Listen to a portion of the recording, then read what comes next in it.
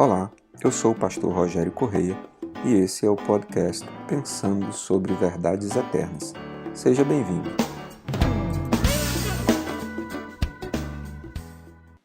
Todos nós fomos chamados a viver essa vida eterna de que nós temos falado nos últimos dias.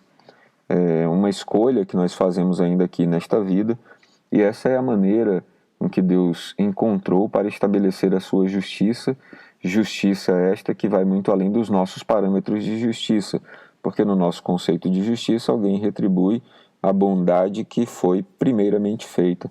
No caso de Deus, Ele está nos dando algo que nós não tínhamos condições de lhe dar primeiro.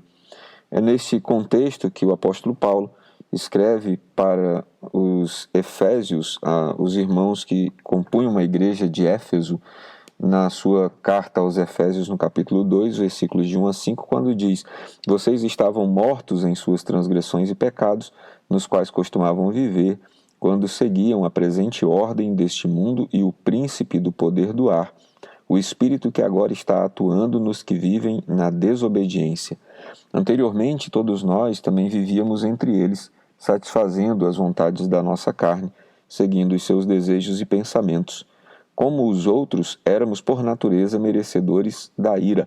Todavia Deus, que é rico em misericórdia, pelo grande amor com que nos amou, deu-nos vida juntamente com Cristo, quando ainda estávamos mortos em transgressões. Pela graça, vocês são salvos." Aqui o apóstolo Paulo nos orienta e deixa claros alguns princípios a respeito dessa vida, que em Cristo Jesus nós estamos escolhendo viver. O primeiro princípio é: nós estávamos mortos quando fomos encontrados por Deus, mortos nos nossos pecados e nas nossas transgressões. Mas Deus, sabendo que nós estávamos envolvidos por esta ordem desse mundo que está em vigência, sabendo que não teríamos possibilidade de lá sairmos sozinhos, toma o primeiro passo, toma a primeira atitude e vem em nosso socorro e nos tira desta condição. Mas aqui nós temos uma revelação muito importante. O apóstolo Paulo diz que nós, antes de sermos achados por Deus, costumávamos viver debaixo deste pensamento, deste modo de gerir o mundo.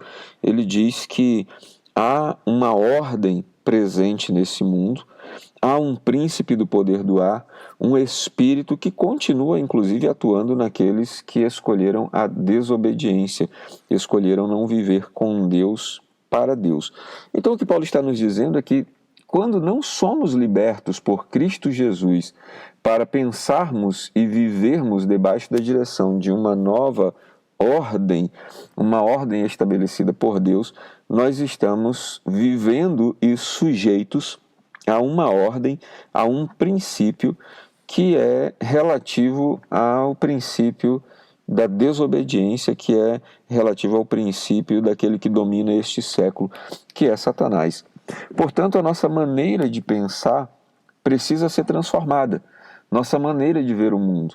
E aí, tentando ser simplista e tentando ser prático ao mesmo tempo, nós nascemos dentro de uma família e dentro da nossa família nós somos acostumados a pensar dentro de uma lógica de família que nem sempre é a lógica de Deus.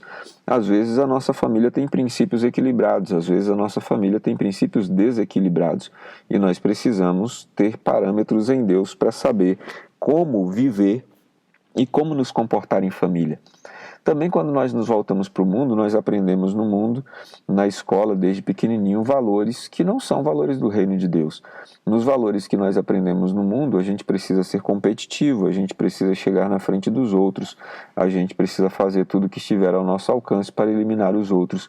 Chegamos, por vezes, como eu sempre digo, até a vibrar quando a gente vai fazer um concurso público, por exemplo, e a gente olha para a nossa sala e a gente vê que alguns candidatos faltaram porque as nossas chances de passar aumentam, sem sequer se preocupar com o que possa ter acontecido com aqueles candidatos, se eles deveriam estar ali ou não, se tiveram algum problema ou não, e nós somos ensinados a pensar no nosso benefício.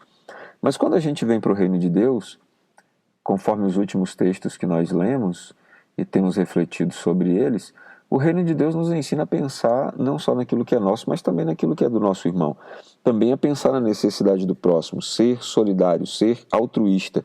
Então, os princípios que estão operantes nesse mundo não são os princípios do reino de Deus. Os princípios que operam no comércio da competitividade, de esmagar o concorrente, de fazê-lo falir, quebrar, sair do mercado, os princípios de amontoar riquezas, às vezes desnecessárias, para poder mostrar que somos melhores, superiores, etc., são todos princípios contrários aos princípios do reino de Deus. Os princípios de ter muito sob o preço e sob o custo de que outra pessoa não tenha nada, né? E tantas outras coisas que estão presentes nesse mundo são contrários ao reino de Deus. Por isso nós precisamos entrar em Cristo Jesus para quebrarmos a ordem que está presente neste mundo que ainda estamos vivendo, mas que é uma ordem que não pertence ao reino de Deus.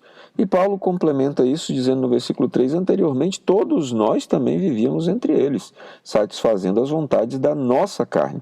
Portanto, viver para satisfazer as vontades do nosso eu, do nosso corpo, nossos instintos, nossas paixões, não faz parte do universo de Deus. Seguindo desejos e pensamentos como outrora éramos, não faz parte do universo de Deus. Paulo diz, como os outros, éramos por natureza merecedores da ira. Quem segue seus instintos, suas vontades, seus desejos, seus próprios pensamentos, sem submeter a sua vida a Deus, é merecedor da ira e não da misericórdia. Quando somos transportados por Jesus do reino das trevas para o seu reino, então nós experimentamos misericórdia, nós experimentamos um grande amor de Deus, e passamos a viver agora como quem está morto para esta vida anterior e vivo para uma vida nova. Paulo finaliza este trecho das Escrituras dizendo, pela graça vocês são salvos. Graça é uma palavra de significação muito complexa que teologicamente nós nos acostumamos a definir da seguinte maneira, é um favor que nós não merecíamos receber, mas por amor Deus fez por nós. Nós não merecíamos a salvação, mas por amor, Deus nos salva.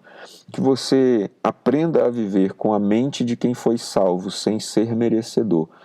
Que você aprenda a rejeitar o pensamento deste mundo e deste século para abraçar o pensamento e a vontade de Deus para a sua vida. Que Ele te ilumine, que Ele te abençoe e que você tenha nele um ótimo dia. Ficou com dúvidas ou quer sugerir temas para o nosso podcast Pensando sobre Verdades Eternas? Escreve para a gente, igrejadaflorestaacre@gmail.com. Não esqueça de nos seguir também nas plataformas Spotify e Apple Podcasts. Se está nos ouvindo pelo YouTube, curta e compartilhe.